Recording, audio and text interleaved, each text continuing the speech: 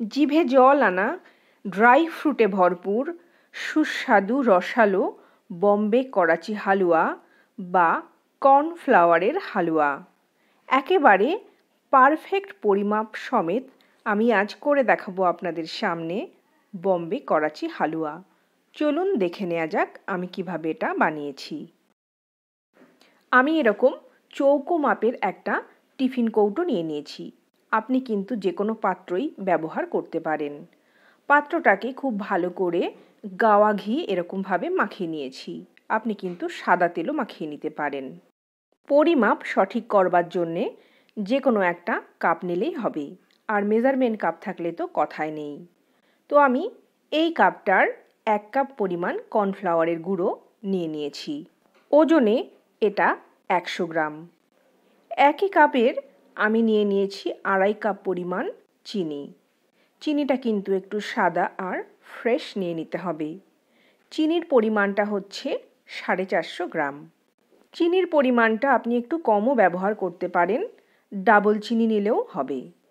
এবারে আমি যে পরিমাণ কর্নফ্লাওয়ার মানে 1 কাপ কর্নফ্লাওয়ার আর নিয়ে নিচ্ছি 2 কাপ পরিমাণ জল। জলটাকে এইবার আমি এরকম অল্প অল্প করে মেশাবো আর একটা হুইস্কারের সাহায্যে কর্নফ্লাওয়ারটাকে গুলতে থাকবো। আপনি যে কোনো সাধারণ চামচ দিয়েও কিন্তু এটা গুলিয়ে নিতে পারেন। আস্তে আস্তে করে মিশিয়ে নিয়েছি আর পরে পুরোটা জলই ঢেলে নিয়েছি। এবার আমি কর্নফ্লাওয়ারের গোলাটাকে এরকমভাবে একটা পাত্রে ছেঁকে দেখে নিচ্ছি যে কোনো দলা বা লাম্পস তৈরি হয়েছে কিনা। আর এরকম একটা চামচ রেখে দেব, যখন কর্নফ্লাওয়ার গোলাটা ব্যবহার করব একটু গুলিয়ে নিতে সুবিধা হবে। ওই একই কাপেরই 4 ভাগের 3 ভাগ পরিমাণ ঘি আমি এখানে নিয়ে নিয়েছি। ঘিটা কিন্তু আমি এখানে ডালডা নিয়েছি, আপনি চাইলে গাওয়া ঘি ব্যবহার করতে পারেন। 2 চিমটা পরিমাণ ফুড কালার এখানে আমি একটু জলে গুলে নিয়েছি। 1 টেবিল চামচ পরিমাণ নিয়ে নিয়েছি কেওড়া জল, আপনি গোলাপ জলও ব্যবহার করতে পারেন। এখানে 4 মগজ নিয়ে নিয়েছি 25 গ্রাম, 2 টেবিল চামচ পরিমাণ। আর নিয়ে নিয়েছি পেস্তা কুচি, আপনি ড্রাই ফ্রুট আপনার পছন্দ মতো যে কোনো ব্যবহার করতে পারেন। লেবুর রস নিয়ে নিয়েছি 1 চা চামচ, আর এটা নিয়েছি ছোট এলাচের গুঁড়ো। আর নিয়ে নিয়েছি কিছু আমন্ড কুচি। আমন্ড আর পেস্তা আমি টোটাল 20 গ্রাম মতো ব্যবহার করছি। তো আমি প্রথমে কড়াইতে দিয়ে দিচ্ছি চিনি। যে পরিমাণ চিনি দেব তার অর্ধেক পরিমাণ জল, তার মানে 1 কাপ আর হাফ কাপেরও অর্ধেক পরিমাণ জল আমি এখানে দিয়ে দিয়েছি। এবার আমি চিনিটাকে কম আঁচে এরকমভাবে গলতে দেব। একটা কথা বলে দিই, পুরো রান্নাটাই কিন্তু এখানে কম আঁচে করতে হবে। চিনিটাকে এখানে আমি গলবার জন্য অপেক্ষা করছি। এখানে কিন্তু চিনির রস তৈরি করবার কোনো ব্যাপার নেই, মানে 1 তার বা 2 তার করা প্রয়োজন পড়বে না। তো আমার চিনি গলে গেছে। এবারে আমি দিয়ে দেব লেবুর রস। লেবুর রস চিনির রসের ভেতরে দিয়ে দিলে চিনিটা কিন্তু জমে জমে যায় না, এটা একটা সুবিধা। রসটাকে অল্প নাড়াচাড়া করে এবার আমি গ্যাসের আগুনটা পুরো নিভিয়ে দিয়েছি আর কর্নফ্লাওয়ারের গোলাটা এরকমভাবে চামচ দিয়ে একটু নেড়ে নিচ্ছি। এবার আমি কর্নফ্লাওয়ারের গোলাটাকে এরকমভাবে আস্তে আস্তে করে ঢালবো আর সেই সঙ্গে চিনি রসের সাথে চামচ দিয়ে এইভাবে নাড়িয়ে নাড়িয়ে মিশিয়ে নেব। একবারে খুব বেশি পরিমাণ কিন্তু একেবারেই ঢালা যাবে না, আর রসের সাথে ঠিক নিচের দিকটা এরকমভাবে আলতো করে নেড়ে নেড়ে মিশিয়ে নিতে হবে। তো পুরোটা মেশানো হয়ে গেছে। নাড়াচাড়া কিন্তু বন্ধ করা যাবে না, তাহলেই কর্নফ্লাওয়ার জমাট বাঁধতে শুরু করে দেবে এক এক স্থানে। গ্যাস আমি জ্বালিয়ে দিয়েছি।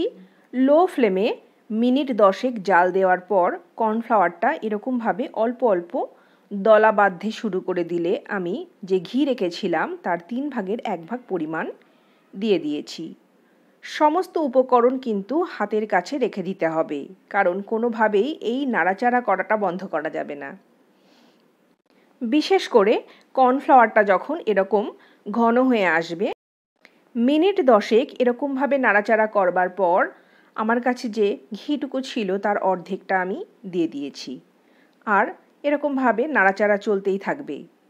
টোটাল এই হালুয়াটা তৈরির জন্যে আমার 55 মিনিট সময় লেগেছিল। আমি এবারে দিয়ে দিচ্ছি যে রং আমি জলের সাথে গুলে রেখেছিলাম সেই রংটা, আর দিয়ে দিচ্ছি সমস্ত ড্রাই ফ্রুটগুলো। কিছু পরিমাণ ড্রাই ফ্রুট আপনি রেখে দিতে পারেন হালুয়ার ওপরের অংশটা গার্নিশ করবার জন্যে। তো আমি এরকমভাবে খুব সুন্দর করে সমস্ত কিছু মিশিয়ে নিচ্ছি, আর দিয়ে দিচ্ছি গুঁড়ো করে রাখা ছোট এলাচের গুঁড়ো। আমি সমস্ত উপকরণের লিস্ট ডেসক্রিপশান বক্সে দিয়ে দেব।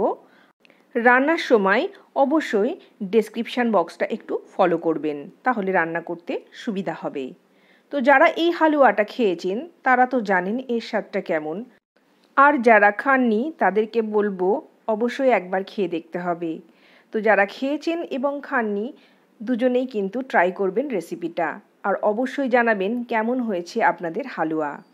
আর অবশ্যই একটা লাইক দেবেন, আর আমার চ্যানেলে নতুন বন্ধু হলে অবশ্যই চ্যানেলটা সাবস্ক্রাইব করে দেবেন। তো দেখুন হালুয়াটা কিন্তু অনেকটাই থকথকে হয়ে এসেছে। আমি আরও মিনিট 10-15 জাল দেব হালুয়াটাকে। আমার কর্নফ্লাওয়ারের হালুয়া চারিপাশ থেকে প্রচুর পরিমাণে ঘি এরকমভাবে ছেড়ে দিয়েছে।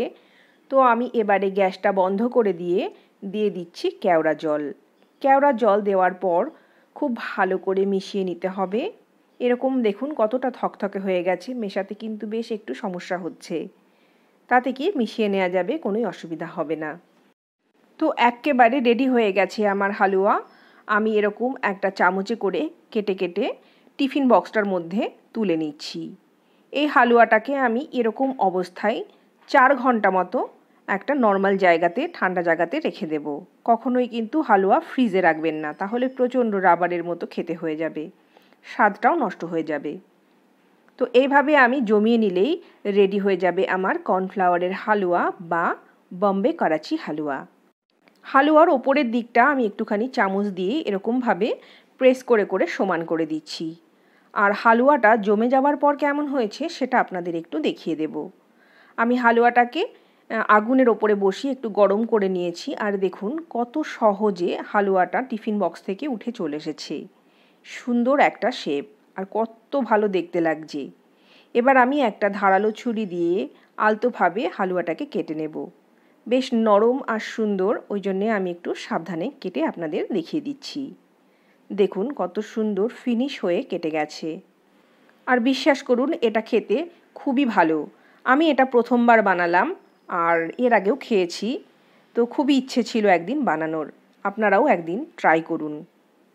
তো দেখা হবে সামনের কোনো ভিডিওতে। অনেক ভালো থাকবেন। আজকের মতো বিদায়।